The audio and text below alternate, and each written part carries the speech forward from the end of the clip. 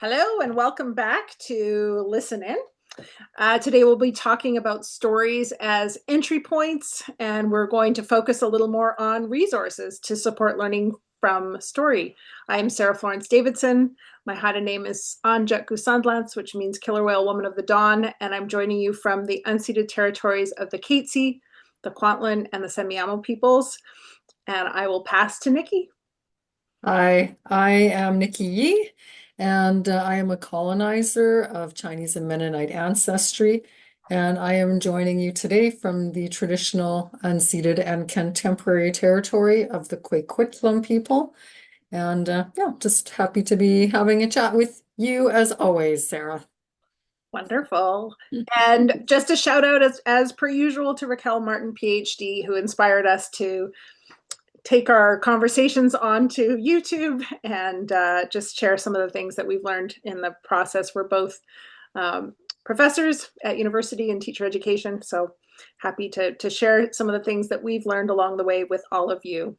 So today I'm going to be asking Nikki some questions just so she can share some of the stuff that she's been working on. And we'll start off with just a question about I'll try again. Can you share a bit about UDL and how you use stories to support this learning approach in your class?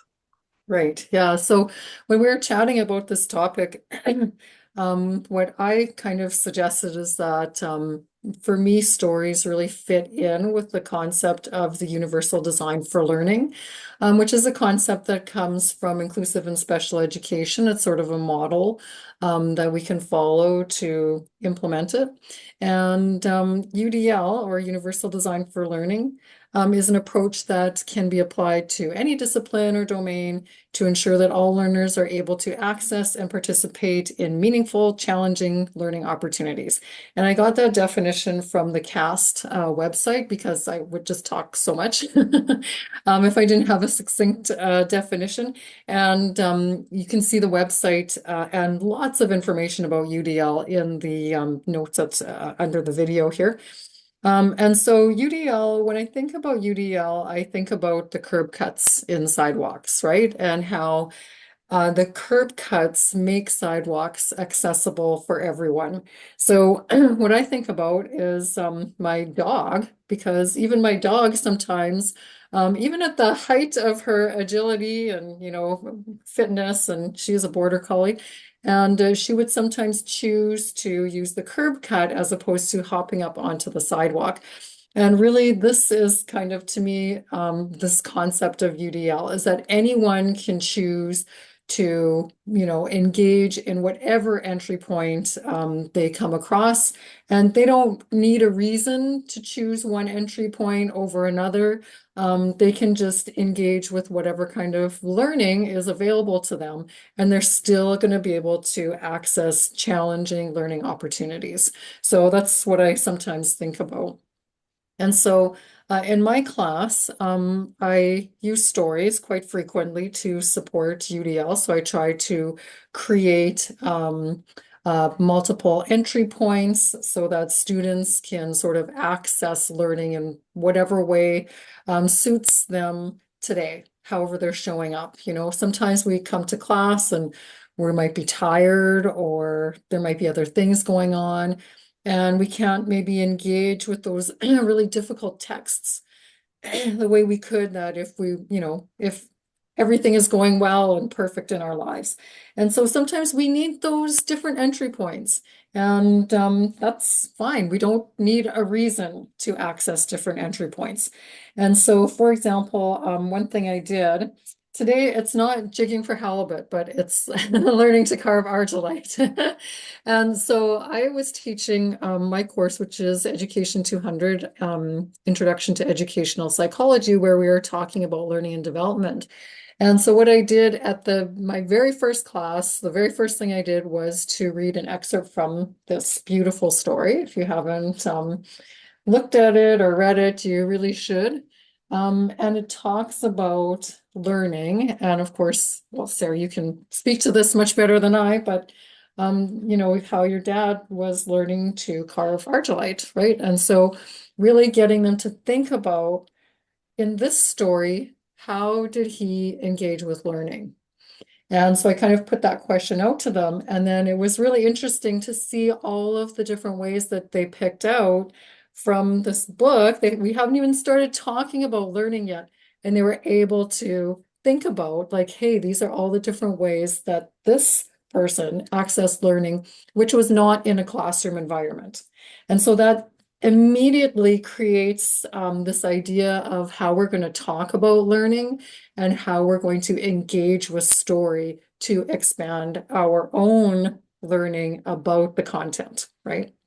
So I that's one way. absolutely love that. I use picture books in my classroom as well, and just the joy that students have when you read to them, and even as adults. And so I'm wondering, can you share a little bit about how you made that decision to bring picture books into your university level classrooms? Yeah, so I was actually inspired. I was working with Nancy Perry on a longitudinal study studying self-regulated learning. And I part of this study is that we went to different classrooms of teachers to kind of see what they were doing to support students. And I went into this one classroom, and it was a grade 1 and 2 classroom. And there were students with quite profound learning disabilities who couldn't read and write, but they were learning about frogs. So the whole class, everyone was doing research projects about frogs. And in this classroom, when I walked in, honestly, like I had no idea who was in grade 1, who was in grade 2, who could read, what level they were reading at. I honestly didn't know. And if you think about grades 1 and 2, like if a student is struggling in grade 1, they might not even be able to read. As whereas if they're doing really well in grade 2, they might be reading like chapter books. So there's really this wide range of ability. And when I walked into the classroom, everybody was engaged. Everyone was excited about frogs and the life cycle of the frog. And some students were looking at picture books that had no words, like wordless books, right? And they were learning about frogs. And other students were looking at these encyclopedias and they were learning about frogs. Everybody was learning about life cycles of a frog. And so I thought about that a lot and how that really created different entry points for students and how stories were used in that case to provide part of those entry points. I also think that one of the greatest entry points we can offer is through interest. And so if we can create that connection, whether it's through, just the story, such a beautiful story itself, or maybe like culture, or seeing themselves represented some way in the story, then that to me provides that kind of on-ramp, that entry point into the learning so that students can begin to engage with the learning in a way that's like fun and interesting. Like, when did learning start being boring? Like, it should always be fun. And so, to me, this is one sort of entry point into that. And I know that you spend a lot of time at a local independent bookstore, looking, but also just, spending a lot of time looking for these resources and stories to bring into your classroom. And I'm wondering if you're willing to share some of those with us today. Am I? So, what I was thinking about is in terms of learning, because I teach a course on learning and development. And so I looked at kind of my collection and I thought about like, if I was using story, okay, story in itself is an entry point. But let's say there are people who, like, let me think about myself for a second. I'm at the screen a lot, I'm reading a lot, and maybe I just don't have the bandwidth to engage in a long novel with a long novel. So maybe then I'm thinking more along the lines of picture books. And also I love looking at pictures. And so like I have the Fiddle Dancer. This is actually from Gabriel Dumont Institute. Um, I have this one, which is I Talk Like a River. And this is about a student who, not a student, but a young boy who learns about his own identity, and he stutters. And so he's kind of coming to terms with that. So I think it's more of like a heart-based learning. So I really like this because it's kind of shows a different kind of learning rather than just the cognitive learning. Of course, learning to carve Argillite, I chatted about that already. Maggie-Lou Firefox. So you can see like this is a bit of a longer book, right? So now maybe there are students who don't have a lot of time, but it's a charming story, like it's not a big heavy read. And so to be able to sort of engage with that might be something that they would want to do.